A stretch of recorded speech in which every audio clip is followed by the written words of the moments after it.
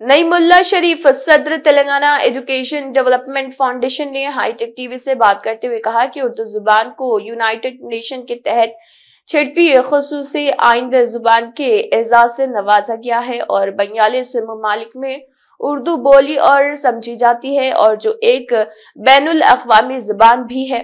इसी हिसाब से उर्दू जुबान के तहफ़्फ़ुज़ के लिए मुस्बित इक़दामात करें तो मुनासिब होगा। इसके साथ ही साथ उन्होंने हुकूमत तेलंगाना का शुक्रिया भी अदा किया और कई ज़ुमरों में उर्दू में एहतमाम और इम्तिहानात देने की इजाज़त फराहम की है। आइए मज़ीद जानते हैं उन्होंने क्या कहा। नईमुल्ला शरीफ सदर तेलंगाना एजुकेशन डेवलपमेंट फाउंडेशन से बात कर रहा हूँ मैं।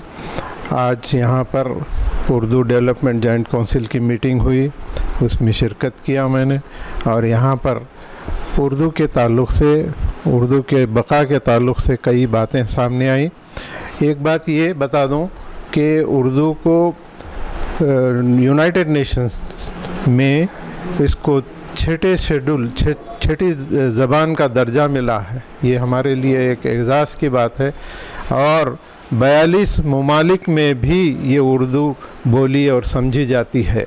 ये एक बैनुल अक़वामी ज़बान है, इसका तहफ़्फ़ुज़ और इसकी बक़ा बहुत ज़रूरी है।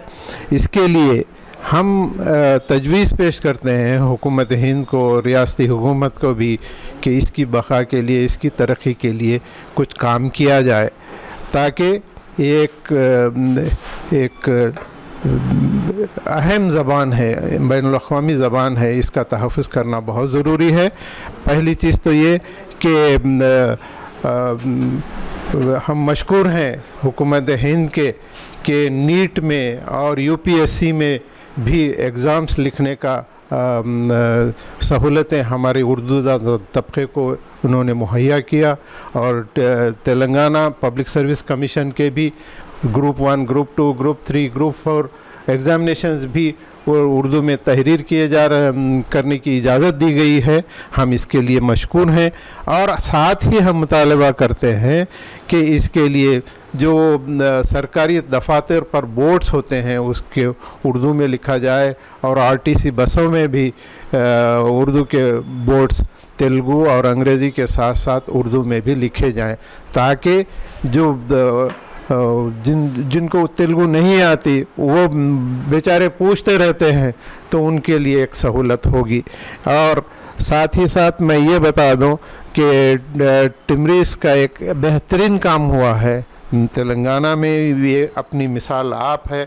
यहाँ पर भी उर्दू को एक लैंग्वेज के तौर पर पढ़ाया जा रहा है, दीनी तालीम का भी इंतज़ाम किया जा रहा है।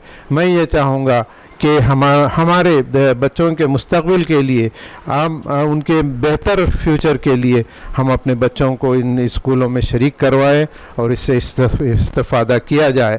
और कस्तूरबा गांधी बालिका विद्यालय भी एक ऐसे स्कूल हैं जिसके 13 ब्रांचेस हमारे तेलंगाना में मौजूद हैं।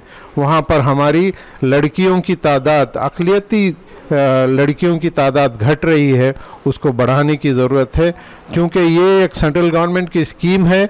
अच्छे बेहतरीन स्कूल यहाँ पर चल रहे हैं, हर डिस्ट्रिक्ट, तकरीबन डिस्ट्रिक्ट्स में मौजूद है इसके ब्रांचेस।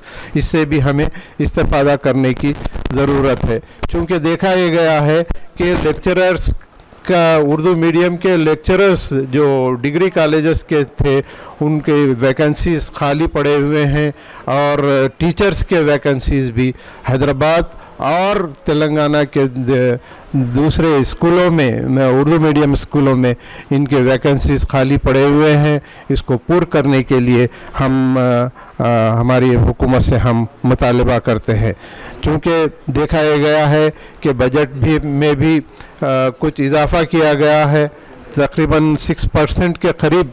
जब एजुकेशन का बजट बढ़ा दिया गया है तो हम ये चाहेंगे कि इंफ्रास्ट्रक्चर में भी काफ़ी बेहतरी की जाए और उर्दू मीडियम के जो मटेरियल है जो देर से मिल रहा है बच्चों को, उसको बेहतर निज़ाम के ज़रिए अगर जल्द मिल जाए दूसरे लैंग्वेजेस के साथ, इसको भी उर्दू मीडियम का मटेरियल भी निसाबी कुतुब वगैरह भी अगर टाइम पे मिल जाए तो उससे भी बड़ी सहूलत होगी। और मैं एक उर्दू ये हमारी तरफ से भी एक तजवीज़ रखूँगा कि उर्दू एकेडमी को बेहतर ये होगा कि स्कॉलरशिप्स के साथ साथ जो इंफ्रास्ट्रक्चर डेवलपमेंट के लिए उर्दू मीडियम मदारिस को जो फंड्स जारी किया जाता था उसको भी किया जाए, और अदीब शोरा वगैरह को भी इंकरेज किया जाए तो मेरे ख्याल में मुनासिब रहेगा। और हम आपस में एक दूसरे को किताबों की शक्ल में, गिफ्ट की शक्ल में अगर उर्दू किताबें हम एक दूसरे को तोहफे के तौर पर अगर देने की एक रिवायत हम शुरू करें तो ये भी एक बेहतर काम होगा। इन चंद ख्यालात के साथ मैं शुक्रिया अदा करता हूँ।